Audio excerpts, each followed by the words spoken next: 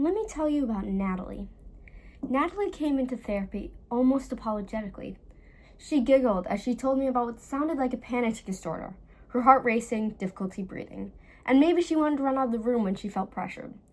Otherwise, she was very successful. She had friends galore, a good marriage, she loved her kids. She said, "My life's almost perfect. I just need to calm down." And I had been a therapist for about 8 years when I saw her, and I thought, this is a pretty common anxiety disorder. And then one afternoon, I got a call from her husband, Jeff, and he said, "Something's wrong. I got this weird message from Natalie asking me to pick up the kids when I get back into town and take them to her mother's." I had thought about our last session, and nothing really strange had happened. But I heard Jeff's tone, and my gut said differently. So I listened to it, and I drove to their house and let myself in with the garage code that Jeff had given me. I walk into the kitchen. There is no sound, just silence.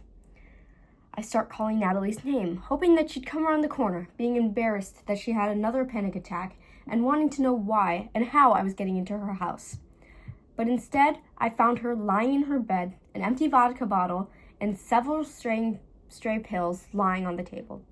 I called 911 with her saying, "Don't call, I'm fine." But when the paramedics rushed her out, I just stood there, stunned. I had no idea that Natalie was suicidal. None. I felt to blame and to not to blame. What had I missed? What if I had listened to my gut? What if Jeff hadn't called? But the fact still remained. I diagnosed her with panic disorder and mild depression because that's what Natalie allowed me to see.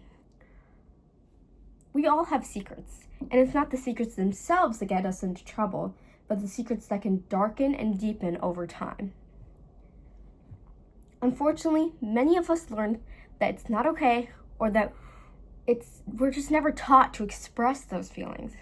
So we deny them on the outside. We're fine. But on the inside, there are immense feelings of despair, loneliness, and hopelessness. Can you imagine a world where talking about these secrets is not shameful? Is it possible to create a culture where expressing those feelings is not shameful, but actually seen as healthy self-acceptance and an even personal strength? I was describing people like Natalie on a blog post 16 years and hundreds of patients later, and what it might be like to live their lives day in and day out. I just wrote about successful-looking people who were hiding their struggles. I didn't think it was particularly profound, but that post went viral because I had called it and defined it perfectly. Hidden depression. My email was swamped with messages from people who said, "I have these feelings and nobody knows. It's like you're in my head." And the more I wrote and the more I received feedback, I began to understand how trapped people can feel in this cage of rigid emotional control with shame and fear, keeping them afraid of discovery. So I put 2 and 2 together and I said, "Oh, a perfectly seeming life can serve as camouflage." But there's an obvious problem. How can we identify that someone needs help if they don't tell us, feel like they can't tell us, or don't know how? The problem is the lens. Your lens determines what you see. Combine that with the limitations of a professional's lens with the patient's fear of revealing vulnerability. And my friends, we have a problem. Sydney Blatt, a renowned researcher, warned that when perfectionism is found alongside depression, it can drastically change depression's presentation. Suicide rates are skyrocketing worldwide.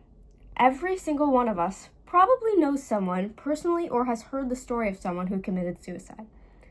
Their life is going great, and then they died by suicide. That person, your buddy, your friend, your neighbor, or your kid's soccer coach, and maybe even your child, is keeping their pain secret. Now, why? Again, those who identify with what I term perfectly hidden depression feel that they must protect themselves with this shield of silence. So what can we do?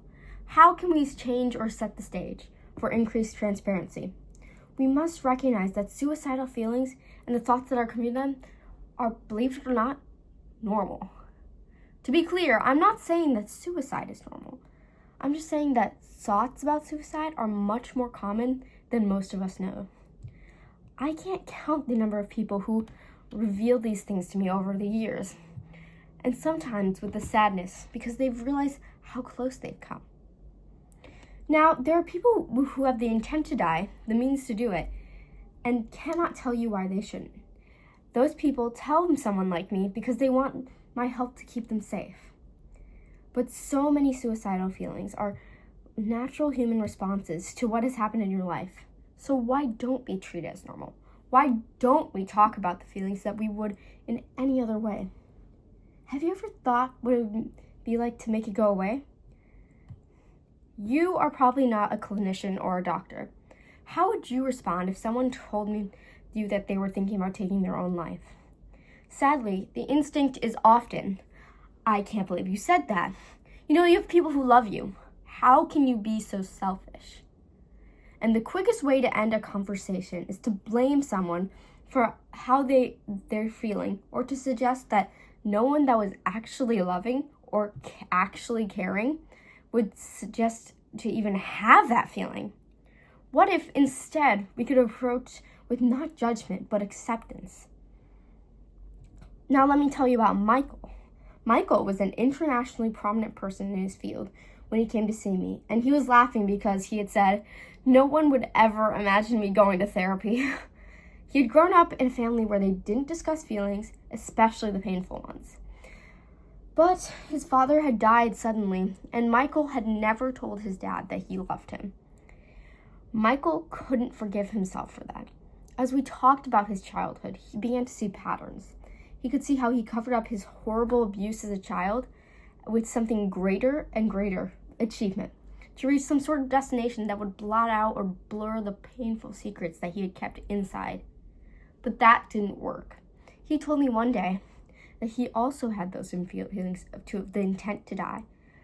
And I told him that those feelings were normal. And in our continuing work, he found that he would have the compassion for himself without carrying the shame that was not his to carry. He could grieve without pummeling himself with self-loathing, and he could decide to live. I will never truly forget the day that Michael strolled into my office laughing with a big smile on his face and said, "Hey Doc, I have something to tell you. I was on this crowded airplane journaling instead of working, writing about my childhood and my father in public. And when I felt a tear roll down my cheek, and I didn't care." We all have secrets, but the cost that can accompany these feelings of those secrets has never been more evident. You and I can realize that the impact we have on our culture so that transparency is seen as a strength.